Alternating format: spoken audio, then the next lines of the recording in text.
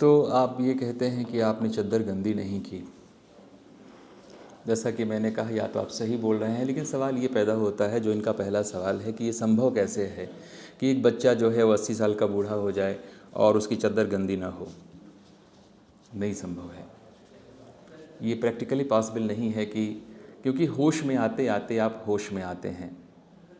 बुद्ध को भी जवानी में होश आया। होश की शुरुआत होती है, पर ऐसा नहीं है कि 80 साल के गौतम बुद्ध और 40 साल के गौतम बुद्ध और 15 साल के और 5 साल के गौतम बुद्ध समान चेतना के व्यक्ति थे। ये संभव ही नहीं है। तो होश आते आते होश आता है। तो अगर वो ये कहते हैं कि कोई भी गंदगी, कभी भी कोई भी काम मैंने ऐसा नहीं किया, कोई भी घटिया काम जाने अनजाने मैंने ऐसा नहीं किया जिससे मेरे जीवन में कालिमा पैदा हो, तो प्रैक्टिकली ये बात सही लगती नहीं है। ऐसा हो नहीं सकता है कि आदमी से कोई भूल चूक न हो। अंग्रेज़ी में कहते हैं टू ह्यूमन इज़ एरर। अगर आप मनुष्य हैं तो आपसे गलतियां होंगी। तो पहला सवाल तो ये है कि वो कहते हैं ऐसा, और क्या सही कहते हैं? तो लगता तो ये है कि सही नहीं कहते हैं, क्योंकि कोई ना कोई गलती तो होनी ही होनी है। फिर क्यों कहते हैं? मैं पहले प्रश्नों को एक्सप्लेन कर देता हूँ, फिर एक बार में उत्तर देता हूँ। अगर क्षण का चादर पर कोई प्रभाव नहीं पड़ता। अब प्रश्न यह कि हर क्षण परिवर्तनशील है, तो शुरुआत के क्षण से लेकर अंतिम क्षण तक वह चादर कैसी रहे, एक सी कैसे रही? सही बात है, एक सी नहीं हो सकती है। जैसा कि मैंने अभी कहा, बचपन से लेकर के वृद्ध कबीर तक तो क्षण बदलते रहे, प्रभाव बदलते रहे, चादर एक सी नहीं रह सकती है। अगर क्षण का चादर पर कोई प्रभाव नहीं पड़ता तो बिना कुछ किए भी चादर एक सी ही रहेगी। क्षण का प्रभाव, जो दिन हम जीते हैं उन्हीं से हमारी उम्र तय होती है। ये जो क्लास हम ले रहे हैं, इनसे क्लासेस कैसी होंगी, आपने अंत में क्या सीखा, वो तय होता है। हर लम्हे का असर हमारे जीवन पर पड़ता ही पड़ता है। तो क्षण बदलते हैं, लेकिन क्षणों का असर, दिनों का असर, घटनाओं का असर तो जीवन पर पड़ा ही पड़ेगा। अगर पड़ेगा तो चद्दर कैसे एक सी रहेगी? चद्दर बदलेगी, चद्दर पे प्रभाव पड़ेगा।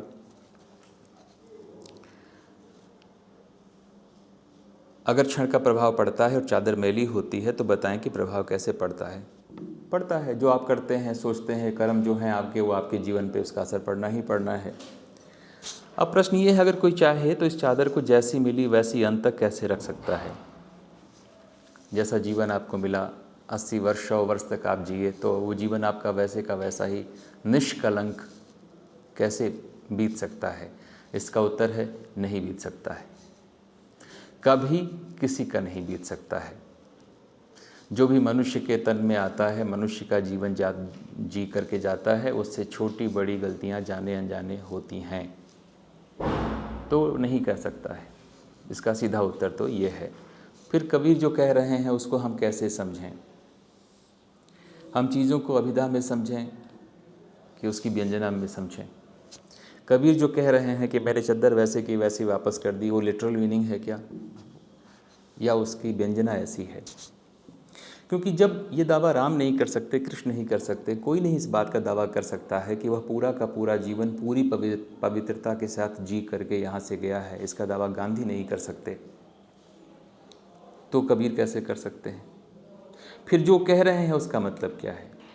तो पहली बात तो ये है कि जो भी मनुष्य के रूप में आता है, उसको कुछ न कुछ उससे ऐसी गलतियाँ हो जाती हैं जाने अनजाने कि उसकी चद्दर मैली होगी। चद्दर को मैली होने से कैसे बचा सकते हैं? जब आपको जैसे होश आता रहे, जितना होश आता रहे, आप अपने पर ध्यान दें, गलतियां ना करें, अपनी गलतियों को करने से बचें। आप, क्योंकि सबको पता है अच्छा क्या है, बुरा क्या है। मैं एक इंटरव्यू देख रहा था कल या परसों, आप भी देखिए, बियर बाइसेप्स TRS में उसने इंटरव्यू लिया अर्जुन रामपाल का। बहुत अच्छा इंटरव्यू। उसमें अर्जुन रामपाल से सवाल वो करते हैं इंटरव्यू लेने वाले कि शाहरुख के आप दोस्त रहे हैं, हर कोई शाहरुख की बहुत तारीफ़ करता है, तो शाहरुख में ऐसा क्या है, सब लोग शाहरुख की इतनी तारीफ़ क्यों करते हैं? इतना बढ़िया उत्तर दिया है उस आदमी ने। उसने कहा कि देखिए, शाहरुख ने बहुत पहले ये समझ लिया था कि अच्छी आदतें क्या होती हैं, और उसको अपने जीवन में उसने उतारना शुरू कर दिया। तो लंबे समय तक अगर आप अच्छी आदतों को करते रहेंगे करते रहेंगे करते रहेंगे तो आपका की बॉडी को, आपकी चेतना को इस तरह उसकी आदत पड़ जाएगी कि वो ऑटो पायलट में चला जाएगा, आपको कोशिश ही नहीं पड़ेगी करने की। रसरी आवत जात सिल पर परत निशान। जैसे हम लोग गाड़ियाँ चलाते हैं या जहाज़ों में ऑटो पायलट होता है, आपको पता है ना, जहाज़ अपने आप चलते हैं वक्त के बाद, ऐसे हम लोग भी गाड़ी चलाते हैं, आप भी चलाते हैं। तो आप ध्यान दीजिए, गाड़ी चलती रहती है, हम उसको होश में नहीं चलाते हैं, बहुत सीमित होश के साथ हम गाड़ी चलाते हैं। गाड़ी तो चलती रहती है क्योंकि हमारी पूरी चेतना को, हमारे पूरे डीएनए सिस्टम को, शरीर को अभ्यास हो गया है कि कब ब्रेक लगाना है, कब क्लच लगाना है, कब हार्न बजाना है, बहुत कोशिश नहीं करनी पड़ती है। तो अगर शुरू से ही किसी को पता है कि क्या अच्छा है, क्या करना है, एक आदमी जो सच ही बोल रहा है उसको सच को बोलने का अभ्यास नहीं करना है। एक आदमी सुबह 5 बजे उठ रहा है, जब वो 5 साल का था, तो उसको उम्र के 40वें वर्ष में उसकी कोशिश नहीं करनी है, अलार्म नहीं लगाना है। एक आदमी को हेल्दी फूड खाने की आदत है, अगर बचपन से ही पड़ गई है, इसलिए कहते हैं man is bundle of habits. इसीलिए हम बच्चे को अच्छी आदतें सिखाते हैं। तो उन्होंने कहा उसकी खूबी ये है कि जितनी अच्छी आदतें हो सकती हैं जो उसको समझ में आई, उसने अपने जीवन में उसको इस तरह उतारा है कि वो डीएनए का उसके पार्ट हो गया है और उस लेवल पे पहुंच गया है कि जहां उसको कोशिश नहीं करनी पड़ती है। कोई आदमी ऐसा नहीं है जो शाहरुख से मिलने आता हो और शाहरुख उसको नीचे दरवाजे तक छोड़ने न जाता हो, छोटा है या बड़ा आदमी, और उसकी गाड़ी का फाटक खोल के उसको न बिठाता हो। तो इतनी सारी अच्छी आदतें आप डाल सकते हैं, आप बहुत सारी अच्छी आदतें डाल सकते हैं, बुरी आदतों से बच सकते हैं। जब जागो तभी सवेरा, आपको होश आ गया कि हाँ ठीक है ये गलत है, ये नहीं करेंगे, तो प्रैक्टिस करते करते, practice makes a person perfect. Practice करते करते, और गीता में कृष्ण ने कहा योगा कर्मसु कौशलम, योग कर्म की कुशलता है। तो प्रैक्टिस करते रहने से आप अपनी चद्दर को बहुत हद तक गंदा होने से बचा सकते हैं। पूरी कोई नहीं बचा सकता है। तो कबीर जो कह रहे हैं उसमें व्यंजना ज़्यादा है, अभिधा कम है। कबीर मूर्ख आदमी तो बिल्कुल नहीं है, अहंकारी हैं, मूर्ख नहीं है। कई बार होता ये है कि आप लोग कहते हैं ना कबीर गालियाँ बहुत देते हैं, है ना, कबीर गालियाँ बहुत देते हैं। गाली तो तुलसी भी देते हैं पर उतनी नहीं देते हैं जितनी कबीर देते हैं। कबीर अपरंपार गालियाँ देते हैं। क्यों देते हैं कबीर गाली? जब जंग ज़्यादा लगी होती है किसी भी चीज़ पे, जंग समझते ही हैं ना, तो जंग साफ़ करने के लिए आप ऐसे धीरे से उंगलियों से सहलाएंगे तो जंग छूट जाएगी। जितनी गहरी जंग होती है उतना ज़्यादा रगड़ना और खुरचना पड़ता है। बर्तन धोते हैं ना घर में, सब लोग धोते होंगे, तो हमारे पास बर्तन धोने का 2 तरह का उपकरण होता है, एक सॉफ्ट होता है, एक हार्ड होता है। जो हार्ड होता है वो स्टील का बना होता है। जो ऐसे बर्तन हमारे पास होते हैं, कढ़ाई वगैरह, जहाँ गहरे से अच्छे से तेल और मसाला जमा हुआ है, उसको हम किससे साफ़ करते हैं? लोहे वाले से, रगड़ रगड़ के। स्टील के हल्के फुल्के ग्लास वगैरह हम किससे साफ़ करते हैं? सॉफ्ट वाले से, राइट। तो अगर जंग गहरी है तो भैया रगड़ाई भी गहरी होगी। कबीर जिस समाज के हिस्सा थे और उनके आसपास की जो दुनिया थी, अब कबीर को ध्यान से देखिए तो कबीर को सुनने कौन लोग आते होंगे? सबसे पहले काशी के पंडित सबसे पहले उनको सुनने आएंगे, या उनकी जाति के, उनके समाज के, उनके तबके के लोग उनके सुनने आएंगे? और जो उनके समाज, उनके तबके का लोग आ रहे हैं वो कैसे लोग हैं? वो जाति व्यवस्था में नीचे हैं और वो गरीब भी हैं, और जाति व्यवस्था में नीचे हैं और गरीबी में नीचे हैं कब से? न जाने कब से। न जाने उनकी आत्माएं कब से दबाई गई हैं, कब से वो संकुचित हैं, कब से वो ज्ञान रहित हैं। सैकड़ों सालों से उनको बताया गया है कि तुम आदमी नहीं हो, तुम 3rd क्लास हो, जो भी हो। हर तरह से उनको बताया गया है कि तुम बकवास हो, तुम कमज़ोर हो, तुम कुछ नहीं हो। ऐसी चेतना के लोग जो सप्रेस्ड हैं, ऑप्रेस्ड हैं, वो उनके आसपास की दुनिया में हैं। तो पहले तो उन्हीं के पास आएंगे ना, जिनको किसी ब्राह्मण ने कहा कि तुम मनुष्य ही नहीं हो। अब वो तो सैकड़ों सदियों से वो लेकर के घूम रहा है कि मैं तो आदमी ही नहीं हूँ, मैं तो मंदिर नहीं जा सकता, मैं तो इनको छू नहीं सकता, वहाँ बैठ नहीं सकता, मैं तो ये नहीं कर सकता, मैं तो वो नहीं कर सकता, तो मैं तो मनुष्य ही नहीं हूँ, देखने में मनुष्य जैसा लगता हूँ। और वो कौन सी चीज़ है जो उसको बताती है कि तुम मनुष्य नहीं हो? जाति। तो हमारे आसपास चारों ओर बैठे लोग हैं जो जाति के पत्थर से दबे हुए हैं सदियों से, उनसे जब मैं बात करूंगा, उनको जब मैं लौटाने की, आदमी बनाने की, प्रबुद्ध बनाने की, चेतनशील बनाने की, जगाने की कोशिश करूंगा, तो सबसे बड़ा पत्थर सबसे पहले हटाऊंगा ना। तो सबसे बड़ा पत्थर क्या है? जाति। इसलिए उस आदमी ने कहा, जाति ने पूछो साधु की। तो इसका मतलब वो ये भी कह रहा है कि तुम साधु बन सकते हो, जाति का साधु से होने से कोई लेना देना नहीं है। इसलिए आप देखिए, हमारे समाज में, हमारे गांव देहात में साधु घूमते हैं, उनमें से आपको पता है 99% ब्राह्मण नहीं होते हैं। 99% शायद ही कोई आपको साधु मिले गांव में भटकता हुआ जो ब्राह्मण हो, शायद ही मिले। तो कहा, जाति ने पूछो साधु की। साधु हो सकते हैं, सज्जन हो सकते हैं। पंडित हुआ तो क्या हुआ, बूझे नहीं विवेक। इतनी सारी किताबें पढ़ ली, विवेक नहीं है तुम्हारे पास। मतलब बिना शास्त्र पढ़े, बिना पोथी पढ़े, बिना वेद उपनिषद पढ़े भी तुम विवेकवान हो सकते हो, जैसे हूं मैं माने कबीर।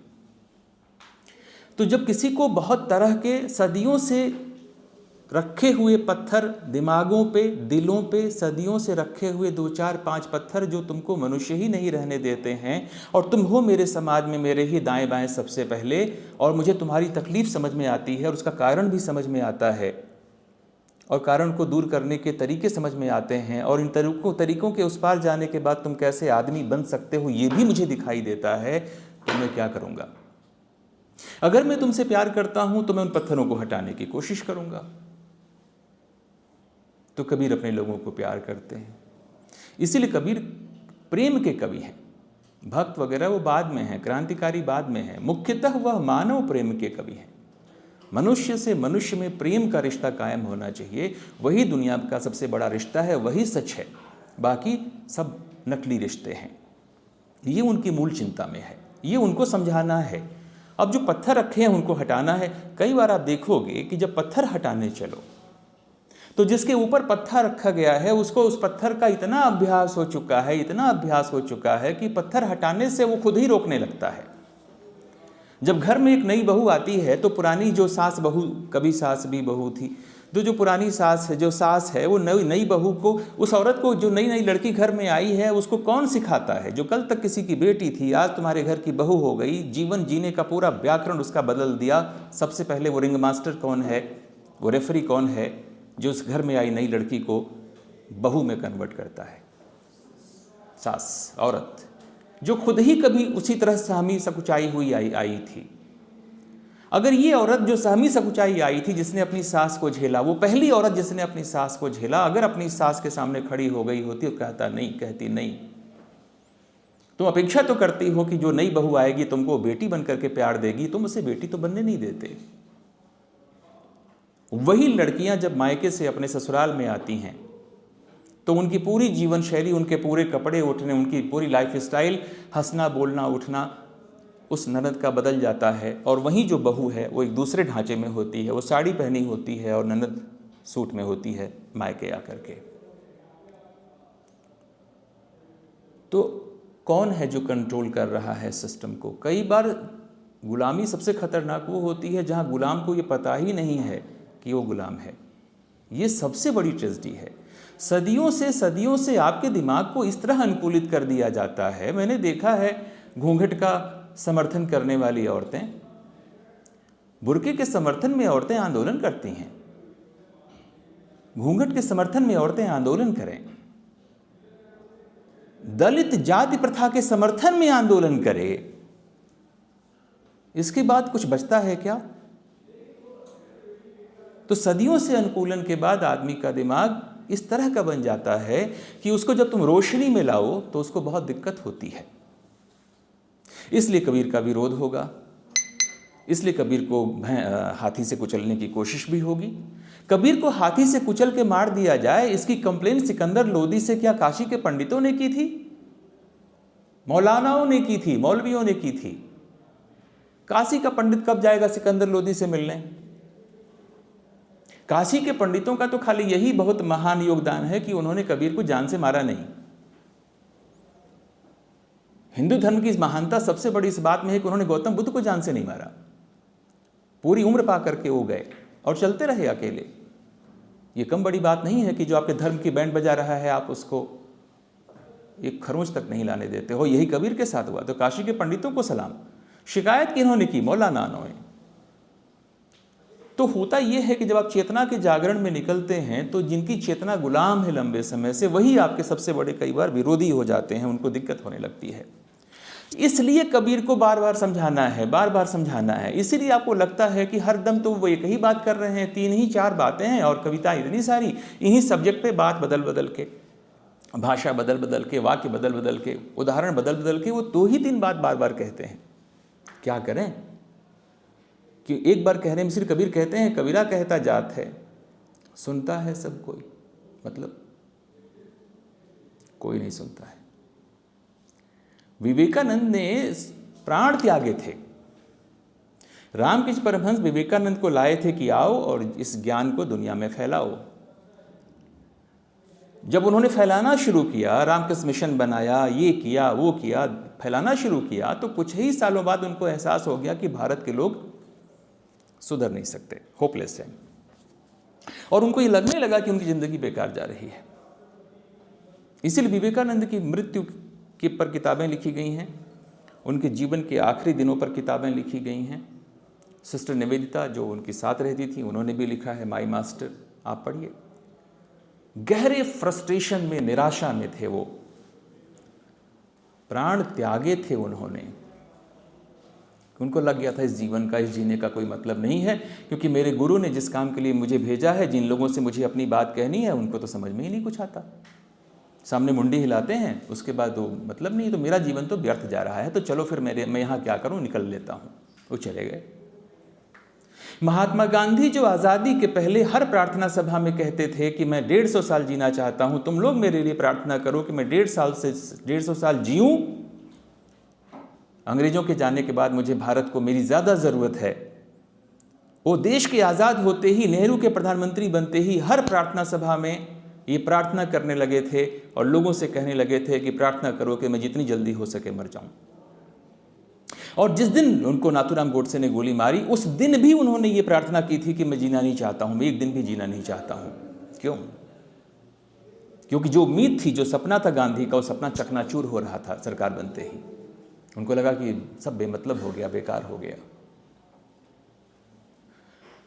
तो कबीर को भी हमेशा ये लगता है कि लोग सुन नहीं रहे हैं। पर प्रॉब्लम है, वो लोगों को प्यार करते हैं। लोग कौन हैं? उनके आसपास हैं। लोग कौन हैं? जो सुनने आते हैं। अरे अब तो फेमस हो गए हैं, तो अब तो ज़्यादा लोग आते हैं। हर हिंदू एक बार तो आएगा ही बनारस।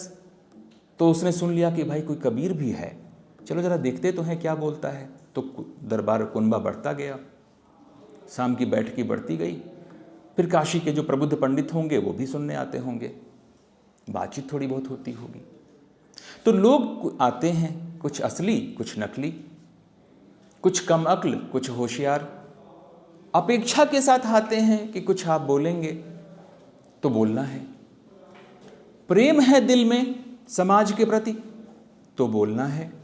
पता है कि नहीं सुनते हैं ज़्यादा से ज़्यादा लोग, पर बोलना है, क्योंकि हर कोई बोल नहीं सकता।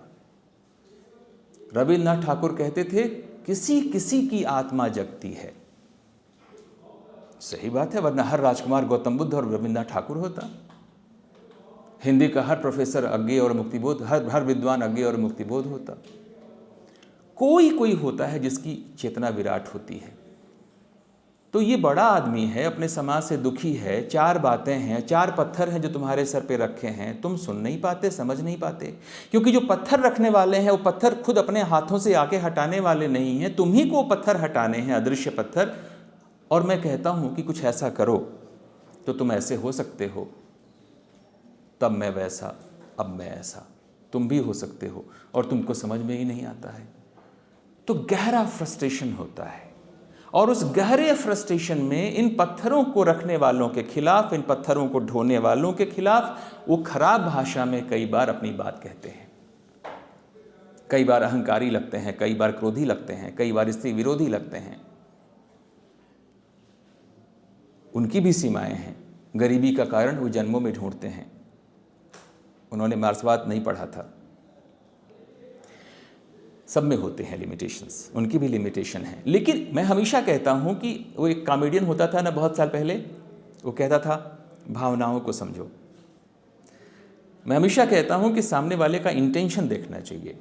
उसके वर्ड्स एप्रोप्रिएट हो सकते हैं ना हो, उसकी भाषा में कमी हो सकती है, पर उसकी भावना, उसका इंटेंशन कितना प्योर है आप इसको देखिए। कबीर का इंटेंशन प्योरेस्ट है। उसमें कई बार आक्रोश आता है जो असफलता से आता है, और इसलिए कई बार उसी प्रोसेस में समझाने, जगाने, झिझोड़ कर जगाने के वजह से वो ऐसा भी कुछ बोल देते हैं जो उनको भी पता है ये प्रैक्टिकली करेक्ट नहीं है, पर क्या पता तुम सुन के चौंक जाओ और जग जाओ।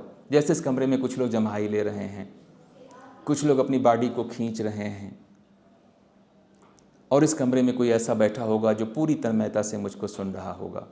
यही तो कबीर के लोग हैं। जो आप हैं वही समाज है, वही आपका गांव है। तो चार जो जम्हाई ले रहे हैं वो भी कबीर को दिखाई दे रहे हैं। तो कबीर क्या बोलना बंद कर दे? तो कबीर उनको देखेगा, वो चार जो तन्मयता से सुन रहे हैं। इसलिए कबीर, गौतम बुद्ध बोलते रहते हैं। पूरी ज़िंदगी गौतम बुद्ध और महावीर जैन और बहुत सारे लोग बोलते रहे। दुनिया कितनी सुंदर हो गई। क्या उनको ये नहीं पता था कि वो बोल के जा रहे हैं, दुनिया फिर वैसी की वैसे ही गंदी होती जा रही है? पर कोई एक आदमी होता है, कोई एक अंगुलीमाल है जिसका दिल बदल जाता है। इसलिए वो बोलते रहते हैं, फ्रस्ट्रेट होते हैं, आक्रोश में आते हैं, ख़राब बोलते हैं, और कभी कभी डंके की चोट पर ऐसी बात कहते हैं ज्यों की त्यों धर देनी चदरिया। पता है उनको कि चदरिया ज्यों की त्यों कोई रख नहीं सकता, पर क्या पता तुम जग जाओ और तुम सोचो कि अरे कबीर ये तो बताओ, हम तो जाति से हीन हैं, गरीब हैं, हम ऐसा कैसे कर सकते हैं, तुमने ऐसा कर लिया क्या? तो कम से कम वो एक लड़का तो है जिसने कम से कम मैसेज में ही सही लिख करके ये प्रश्न किया है। जिन दिमागों में प्रश्न नहीं पैदा होते, जिनके पास प्रश्न पूछने का साहस नहीं होता, उनका कोई भविष्य नहीं है। जिन दिमागों में प्रश्न नहीं पैदा होते, यकीन मानो वो कभी उत्तर नहीं पैदा कर सकते। उत्तर पैदा करने वाले दिमाग की पहली पहचान है कि उसमें प्रश्न पैदा होंगे। इसीलिए तो कबीर कहते हैं, जो बाभन तू बभनी जाया, आन बाट से काहे न आया। तुम ऐसे ही क्यों पैदा हुए जैसे पैदा होते हैं तुम्हारे तथाकथित अस्पृश्य शूद्र? तुम्हें कोई और तरीके से पैदा होना था ना। तो क्या किया? प्रश्न पूछा, क्योंकि उत्तर देगा वो आगे। तो कोई तो एक बच्चा है जो प्रश्न पूछता है, नहीं है उसके पास संकोच है। अभी भी मुझे नहीं पता है वो बच्चा कौन है, मैं नहीं जानता हूँ बेसिकली।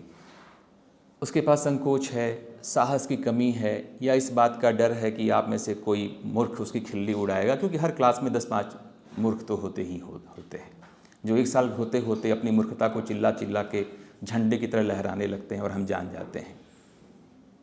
जिनके लिए हमारे पांडे जी कहते थे कि मूर्ख ही नहीं बेहुदा भी है।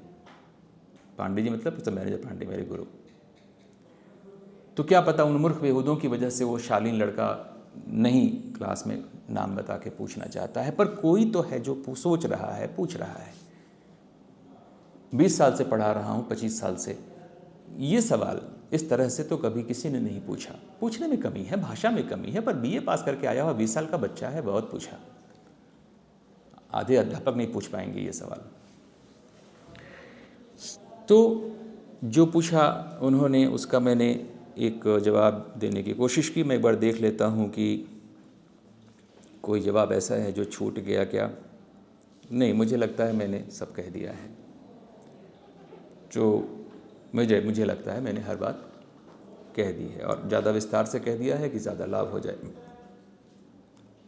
जो मैंने अभी बोला उस पर किसी का कोई काउंटर क्वेश्चन हो तो बताएं। हाँ, एक बात मैं कह दूं, कबीर वो कहते हैं, दुनिया में कोई कुछ भी कहता है, जो कह रहा है कहना उसका काम है, सच उसके हिस्से का है। उस सच को, उस कहे को आप हूबहू स्वीकार न करें, आप अपने विवेक की कसौटी पे कस करके ही चीज़ों को ग्रहण करें।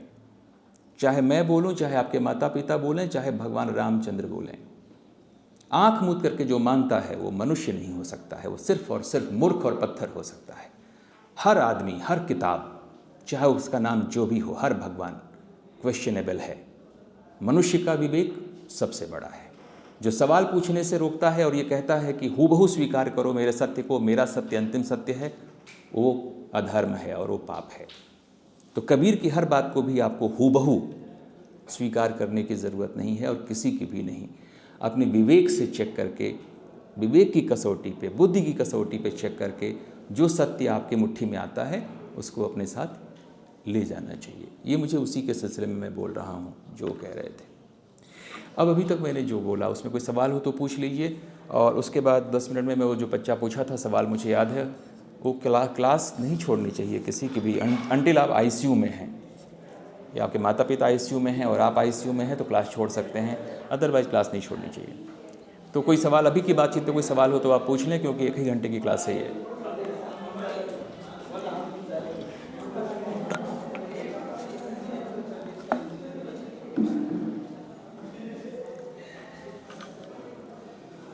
कोई भी पूछ सकता है जो मैं तक बोला हूँ। प्रश्न आपकी समझ में आ गया होगा, उत्तर मैंने दे दिया है।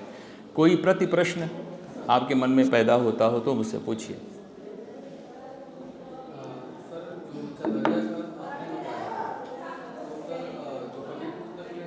थोड़ा तेज बोलिए।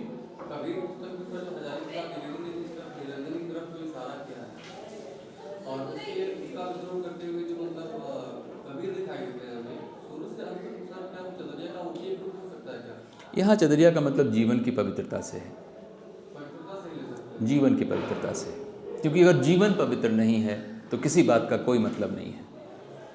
मैं हमेशा कहता हूँ और डंके की चोट पे कहता हूँ, और ये सत्य है, अगर आप मनुष्य अच्छे नहीं हैं तो आप कुछ भी बहुत अच्छे हों उसका बहुत मतलब नहीं है।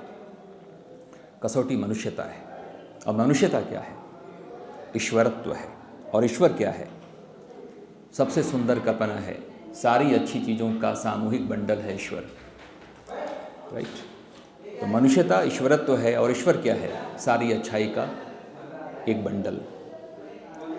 तो जीवन की बात कर रहे हैं, क्योंकि भाषण तो दुनिया का सबसे बड़ा लफंगा भी इतना बढ़िया दे सकता है कि आप हक्के बक्के हो जाएं। आचरण प्रमाण है। और कोई? ओके। उन्होंने उस दिन पूछा था कि कबीर की उसको प्रासंगिकता समझ ले सकते हैं आप, कबीर इतना कुछ बोल के गए फिर भी समाज वैसे का वैसा ही क्यों है। और मैंने उनको बोला था कि एक स्टूडेंट ने मेरे कहा था ऐसे ही किसी क्लास में कि सर कबीर की शिक्षा का क्या मतलब है कि कबीर के मरने के अगले दिन ही उनकी लाश के 2 टुकड़े करने को उनके लोग 2 लोग तैयार हो गए, 2 धर्मों के लोग तैयार हो गए। तो कबीर की सारी शिक्षा का क्या मतलब है? बेकार हो गई ना सारी बात उनकी। और मैंने संक्षेप में कहा था ऐसा नहीं होता है, सामने वाले का काम होता है बोलना। बादल बरसते हैं, एक बूंद फूल पे गिरती है, कोई बूंद धूल में गिरती है, कोई बूंद नदी में, कोई बूंद गोबर पे। बादल का क्या है? उसने तो पानी दिया, बरसना उसका कर्तव्य है। कौन बूंद कहाँ जाती है और क्या करती है ये बादल तय नहीं करता है। यूं तो देने वाले ने कोई कमी न की, अब किसको क्या मिला मुकद्दर की बात है। देने वाला सबको देता है।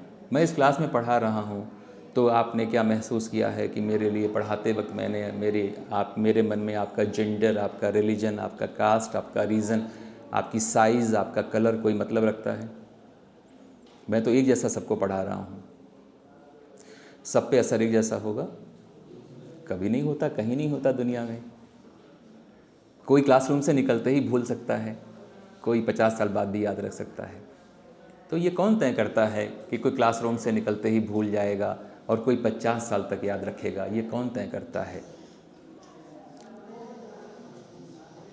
सरल भाषा में उसका मुकद्दर, जटिल भाषा में उसका डीएनए।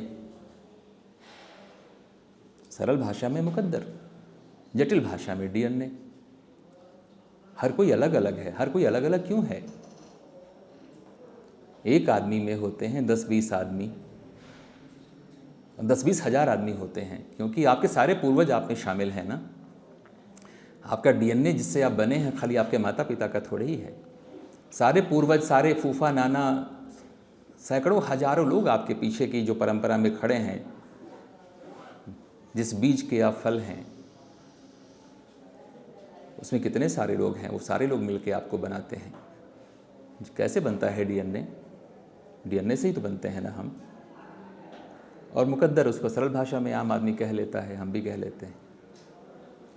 तो कबीर का दोष नहीं है, मूर्ख उनके शिष्य हैं। क्यों? क्योंकि चेतनशील होना बहुत मुश्किल है। उल्लू को रोशनी से बहुत दिक्कत होती है। सैकड़ों सैकड़ों साल से अंधेरे में सोए हुए लोग, बहुत दिक्कत होती है उनको रोशनी में आने में। सबसे ज़्यादा आसान क्या होता है? यथा स्थिति बनी रहे, ज़िंदगी जैसे चल रही है वैसे ही चलती रहे। जब हमको रेडिकल चेंज करने पड़ते हैं, हमको परिवर्तन, अग्रगामी होने के लिए बड़े परिवर्तन करने पड़ते हैं, चाहे एक जीवन हो, चाहे एक समाज हो, चाहे देश हो, तो बहुत दिक्कत होती है। बहुत सारे आंदोलन होते हैं, बहुत तरह की मुसीबत होती है। जो लोग सिगरेट पीते हैं या ड्रग्स लेते हैं, जब उनको छोड़ना होता है या छुड़ाया जाता है तो कई बार वो पागलपन की सीमा तक चले जाते हैं। जबकि ड्रग्स तो ख़राब चीज़ है, पर आदत हो चुकी है ना, तो छोड़ने में तो बहुत दिक्कत हो जाती है। अल्कोहल छोड़ना इतना आसान होता तो अल्कोहल छोड़ने के सरकार के कितने सारे संस्थान थोड़े ही होते। तो सदियों से जमी हुई जड़ता और मूर्खता है, नहीं आता है लोगों की समझ में। कुछ लोगों की समझ में आता है। आखिर किसी ने रैदास को तो सिखाया होगा ना कि है रैदास अपने मन को चंगा रखो, तभी तो कोई रैदास एक दिन कहता है मन चंगा तो कठौती में गंगा। क्या होता है चंगा मन? चंगा मन क्या है? शिशु मन, ईश्वर का मन, शिशु मन, पैदा हुआ बच्चा जिसका कोई धर्म जाति नहीं होता, छोटा बच्चा, नन्हा बच्चा, उसका मन चंगा होता है। मन चंगा। अब 70 साल का आदमी, 60 साल का आदमी अपने मन को चंगा कैसे रखेगा? वो भी तो दावा कर रहा है। रैदास का अहंकार देखिए, मन चंगा है मेरा, कठौती में पैदा करूंगा गंगा में, ठहरो तुम कहाँ जाते हो। और गंगा कठौती से प्रकट होती हैं और कंगन वापस करती हैं। ये कहानी है, ये भी अहंकार है, पर पवित्र अहंकार है। पवित्र अहंकार है कबीर का, जब वो कहते हैं चद्दर वापस की तो कम से कम इस लायक तो बनो कि पवित्र अहंकार पैदा हो। और खाली कह के नहीं छोड़ देते हैं रैदास। हाथ निकलता है गंगा का जिसमें रखा होता है कंगन, आचरण प्रमाण है, नेता का वादा नहीं है ये।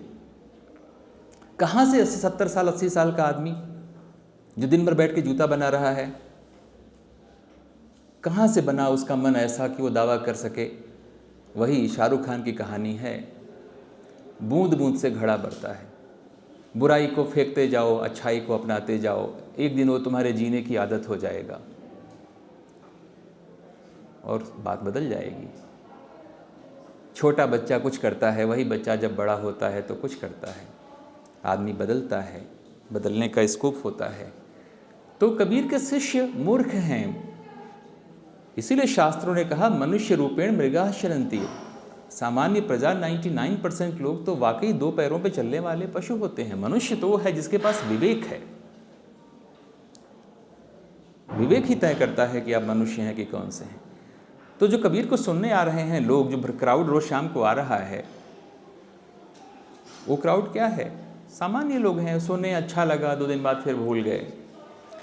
अगर जीवन में अच्छी आदतें लाना इतना आसान होता तो हम लोगों का जीवन कितना अच्छा नहीं हो जाता। कितना मुश्किल है। फिर केरला के स्कूलों में क्या होता है आपको पता है? केरला के स्कूलों में एक बहुत अच्छी चीज़ है, पानी पीने का घंटा होता है। 1 घंटा बजता है जब हर बच्चे अपने बोतल से पानी निकाल के पीते हैं। मैं आज तक समझ नहीं पाया कि बाकी देश के स्कूलों में ये नियम क्यों नहीं बनता है।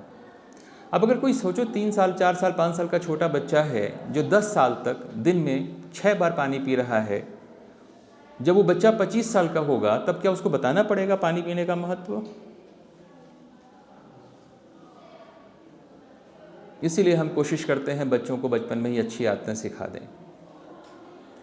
पर एक जड़ समाज, एक सड़ा हुआ समाज, उसको बदलने को, वयस्कों को बदलना बहुत मुश्किल होता है। बड़ी कठोर साधना करनी पड़ती है।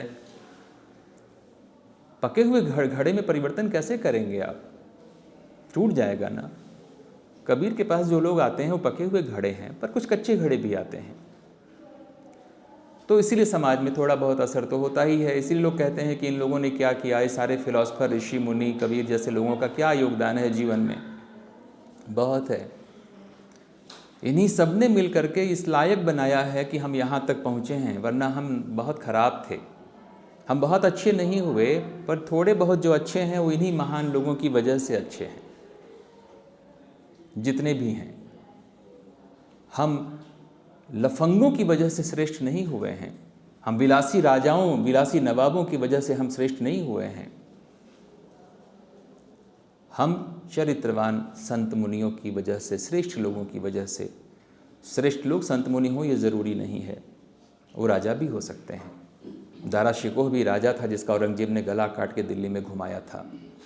वो कुरान की कापियाँ करके अपना जीवन चलाता था। राजा जनक को विदेह राज जनक कहते हैं, क्योंकि वो राजा थे पर विदेह थे। आसक्तिहीन होकर के अपने कर्तव्य का पालन करते थे। तो कहने का मतलब ये है कि कबीर के शिष्य अगर कबीर जैसे नहीं हुए, इन महापुरुषों की संतानें हम इनके जैसी नहीं हुई, तो क्या ये महापुरुष फेल हो गए? आपके माँ बाप ने आपको यहाँ पढ़ने भेजा है, अब आप यहाँ रात को शराब पी करके धूल में लोटें, तो क्या वो फेल हो गए? आप चरित्रहीन हो जाएं, ड्रग एडिक्ट हो जाएं, तो क्या आपके माता पिता की गलती है? तो कबीर कैसे गलत हो सकते हैं? धन्यवाद। आज की क्लास संपन्न होती है, और क्लास में सवाल पूछें तो अच्छा है, नहीं तो ऐसे भी कोई दिक्कत नहीं है। पूछना महत्वपूर्ण है, एक दिन आदमी सामने से भी पूछता ही है। बहुत बहुत धन्यवाद। कविताएं हम लोग एक्स्ट्रा क्लास वगैरह लेके सब पढ़ा देंगे, उसकी चिंता न करिए।